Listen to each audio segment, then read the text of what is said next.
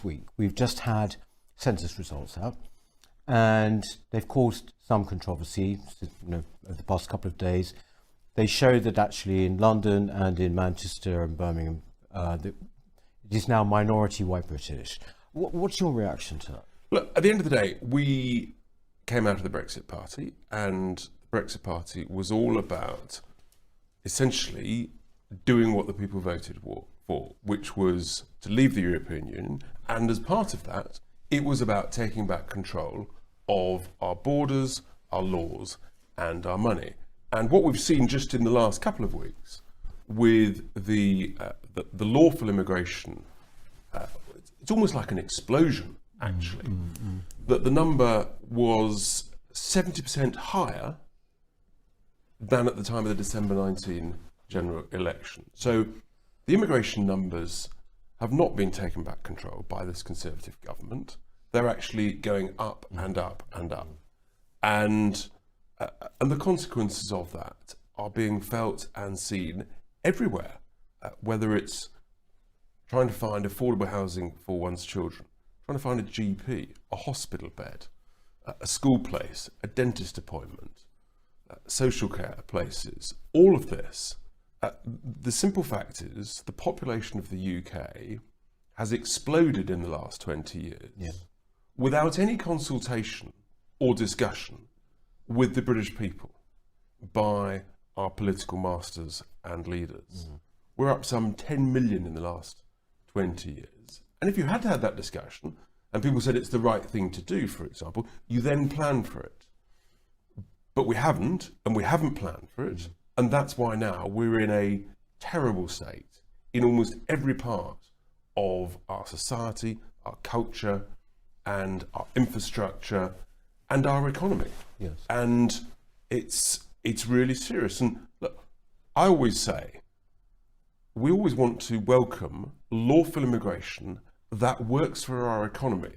Where we've got genuine skill shortages, until we can train our own, of course that's absolutely the right thing to do, and it can add value.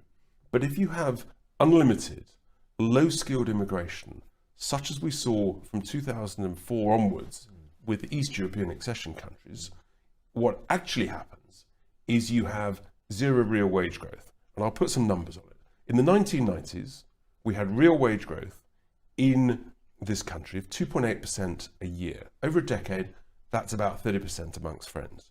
Between 05 and 15, we had zero real wage growth, zero. So a 30-year-old plumber would be 30% worse off than his confrere from 20 years previously.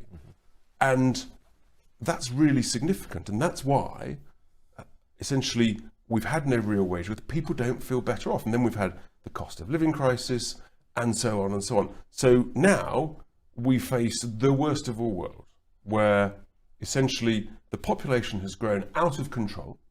The Tories now admit, the current Home Secretary, Cyrilla Braverman, admits that the system is broken. She admits that they've lost control of our borders, not only lawful, but also, of course, unlawful, illegal across the Channel. And let's just look at the detail of, for example, the Tories' points-based system, which was designed on what Australia have for lawful immigration. I've actually read it. It accounts to 230 different job types, 800 plus job titles.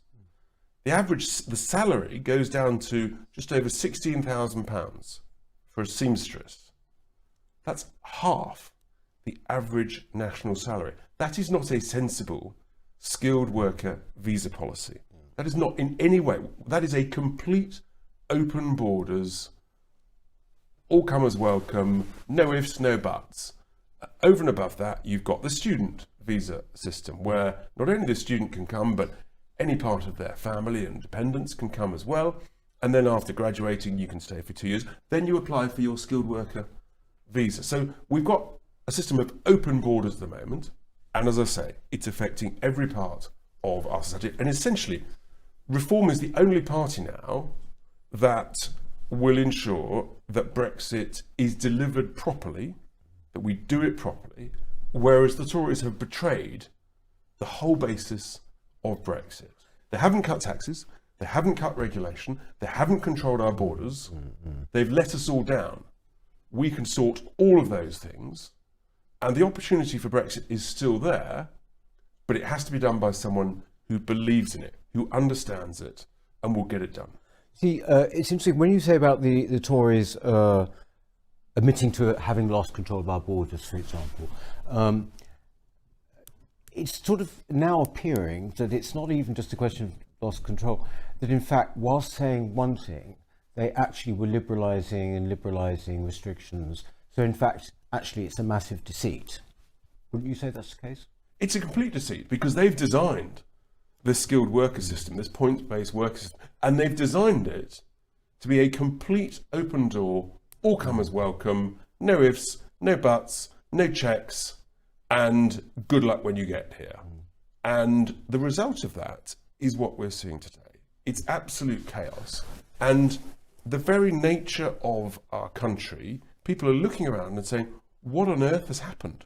What's going on? Nothing works. We're all getting poorer for a multitude of reasons, including our energy policy, which has been nothing short of gross negligence, this mad net zero policy that's making us net colder and net poorer, and on it goes.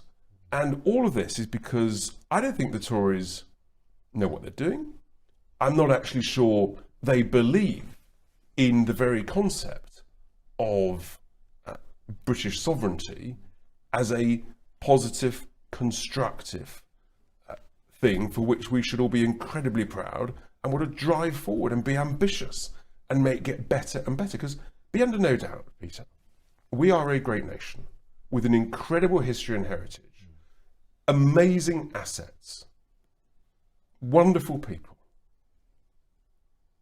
but we're being badly managed, badly led, and badly governed. And the result is, as I say, we're getting poorer, it's chaos, and nothing works. And this, after 12 years of Tory rule, when one of the main reasons people vote for Tory is because of that old sort of negative mantra, well, if you vote Labour, it'll be even worse. Nothing could be worse than what this Tory government has done to this country that we love in the last 12 years.